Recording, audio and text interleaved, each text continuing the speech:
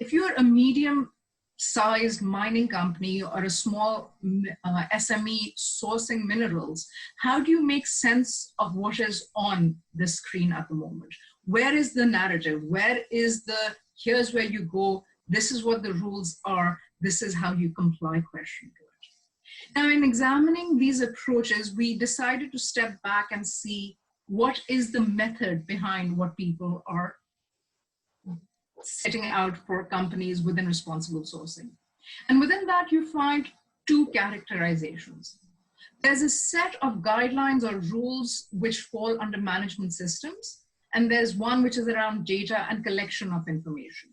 And you've got three categories of tools which are being offered within these characterizations. The first is employing due diligence and tracking templates. Now, due diligence is a management system. It's a template that says, have you checked for human rights risk? Have you identified it? How are you going to deal with it? Have you checked for environmental risks? So it's a due diligence template. And for data and information, everybody knows about blockchain. How do you provide the information? How do you say this information is not corrupted and cannot be corrupted down the road? A second set of tool comes from adopting business strategies and operations towards responsible sourcing. Now, this has mostly required commitment at the board level, connecting bonuses with environmental KPIs, connecting labor rights, connecting business strategy to first-tier suppliers, to second-tier suppliers, and saying this is part of your business operations. You will collect this information as part of your everyday work. This is what your business strategy looks like.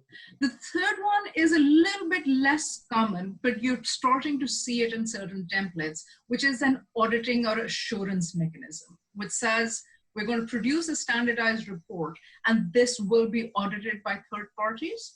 So you're providing a level of assurance, which homogeneity across these reports is most important, because from site to site, reporting can differ. So how do you compare two sites? How do you sum it up to a company level? And then how do you compare it across companies?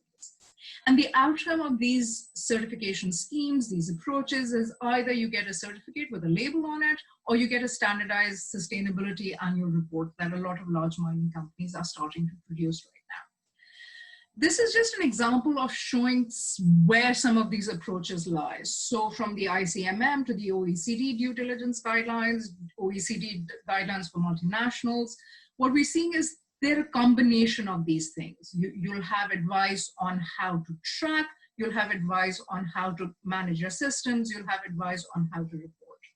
But where's the issue? The issue right now seems to be a large number of these sustainability approaches are sitting in the advice category or in the guideline category. Very few of them have the capacity to audit and have standardized reporting templates. You see a couple of them, but that large gap means the question of assurance, the question of compliance becomes very difficult for people who are on the other side of this. So where does that leave us? Where are we now and where are we going? My first question is, who really cares about responsible sourcing?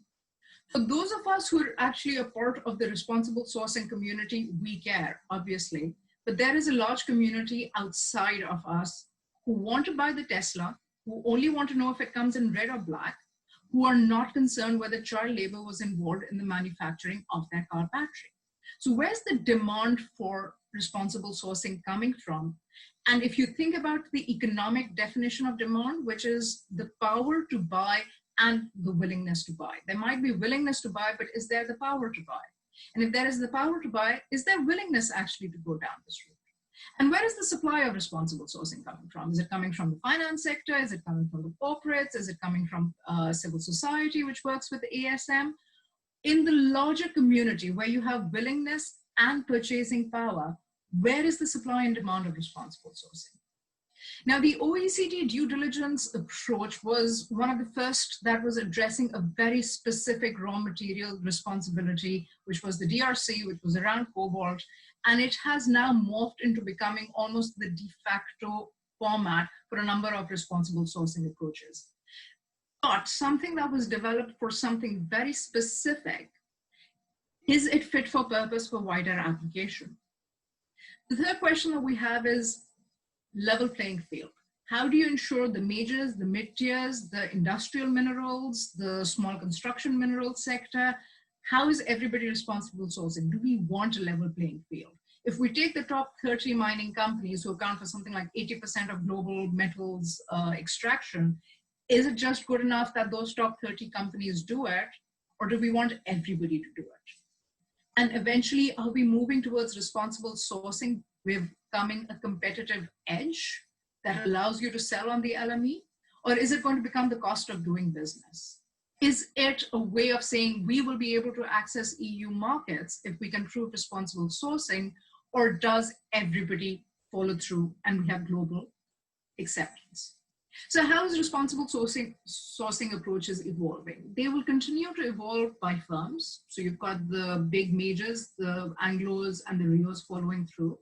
It will evolve by sector, where the mobility sector, for example, will come up with its own approach to responsible sourcing. And it will happen by geography. Latin America is going to take a different slant to it than Southern Africa, than Western Africa, which is more about gold anyways. But I think one of the shifts that we're going to see is in old, and by old I mean 3 years ago, in old sustainability literature, economic, social, and environmental used to be overlapping circles where there was this mutual ground in the middle, and we said that's where sustainability is. And I think we're going to move now towards saying, no, it's actually one part, it's an entirety. You can't talk about labor rights without looking at environmental rights, without looking at social rights. They all have to come together, and there needs to be a unified approach towards this. And where does that lead us? The area that needs addressing, and a lot has been done, but the areas that need addressing in the near future is the assurance process. How do you audit? Who audits? What qualifications do you need to have for auditing? And I am a cynic, and I do not want to hand auditing over to the big four and then wonder what happened to that auditing process. So what are the assurances that me as a consumer, when I buy something, I assume that there have been regulations and assurances and certification. I no longer need to check where that material came from. I am assured by the government that, well, not the British government, the government that I live under, or the European Union rules or the trade rules.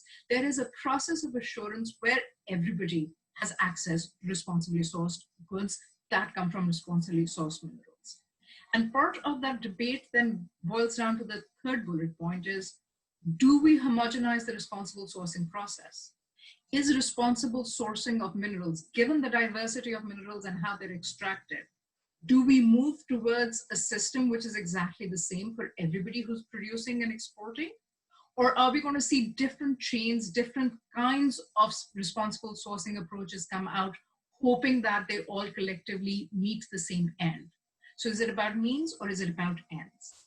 So the question that I started from, and I argue a lot with my lawyer friends about this, which is compliance with regulations. Have we got a rule book that is acceptable and operational by everyone? And do we have a compliance assurance process that can be picked up widely by a number of people across multiple regions, across global value chains? And as I said, we're starting this project, so we don't have answers. Like any good project, we just have good questions at the moment. And that's all I have to say. Brilliant. Thank you so much, Masuma. And you can see all of us behind our muted microphones giving you a fantastic round of applause. That's absolutely brilliant there. Now we've got a couple of minutes for questions, and I can see that some questions are coming in already. But one from my end, which is around your assurance and around where do we get the data from, for example, to actually check up to make sure that what somebody is telling us is the truth. And so that kind of almost secondary verification, because at the moment, the sector seems to rely an awful lot on the data that is reported by the operators. And there's an awful lot of analysis done of those sustainability reports, etc. Are you seeing anybody being able to pull in robust data sets from elsewhere or from other sources to give that secondary verification? Most of the secondary verification we're seeing right now is coming from civil society actors. Mm-hmm. So you've got people reporting on the environmental journal, Atlas Journal, which sort of says, here are the environmental issues. You've got stories appearing in press, EITI to some extent, but it's not an industry-wide phenomenon. at some point, I had to, for various reasons, read a lot of sustainability reports from mining companies. And I was surprised at the lack of data in there. And then one company to another company, you just could not do a benchmark comparative analysis. You've got people, small consulting firms who are going in and doing third-party audits, but that seems to be around cobalt and the DRC because that's a hotspot. Nobody's doing it around copper or around lithium, for example. The LME's responsible sourcing standards, when they come in, we might see better homogenized reporting right now. But apart from collecting information, one of the issues seems to be what information are you going to collect and what is the metric of that information? And it seems to be a challenge right now. And again, do we all go for the same metrics? Or do we say, right, copper needs to be different, or Latin America needs to be different, and Africa needs to be different? I don't have answers for you, Sarah, unfortunately. I only have more questions. Questions are always good. They're always good. And so I think, I mean, with that, that's something where on Monday, we of course, we heard from Hugo from the LME, from the London Metal Exchange, and he was describing what is coming over the horizon in the next while, which is great. And also as well, with regards to the secondary verification, on Friday, we've got a number of talks. For example, Gareth's talking about making use of the different satellite sensors to be able to try and keep track of what's maybe going on some of those operations as well. So I think all of this perhaps comes together, which is really nice. I've got one more question for you, if I may, before we then move on to our next speaker. And this one comes in from Nick. And Nick saying that is one way to assure responsible sourcing to encourage mining in Europe, where norms and procedures can be better monitored than in some other parts of the world. So I think that's an interesting comment, and I think you can maybe, what do you feel about that? What do you think about that? This is an ambition that Europe has had for a while. And unfortunately, exploration budgets, the level of mining activity in Europe, it's just not going to happen. Europe, either through recycling or through domestic mining production, will not be able to meet its demands. But you also have to remember mining is a very important source of revenue, employment in a number of developing countries. So this idea of saying, right, let's just destroy that global value chain and limit it to Europe, I don't think it's a good idea generally in terms of development and promoting transparency. Because remember, mining also brings a lot more to countries. You get transparency, you get revenues, you get how to train people, you get technology transfer. Extraction contributes to development. And I know there are naysayers around that, but don't think the solution is saying, right, we're just going to limit it to the EU 27 because that's the way to do it. I think once you train people and make it a global phenomena, it's a more ambitious and a more worthy cause to go for. And therefore, the answer of limiting it to Europe, yeah, I'm not a big fan of that. So this is something here where perhaps Nick, Masuma, you guys can take those questions online. And I'm sure there's some good debates to be had with regards to that. So ladies and gentlemen, please put your virtual hands together one more time for the wonderful Masuma. Brilliant. Thank you very, very much. Now.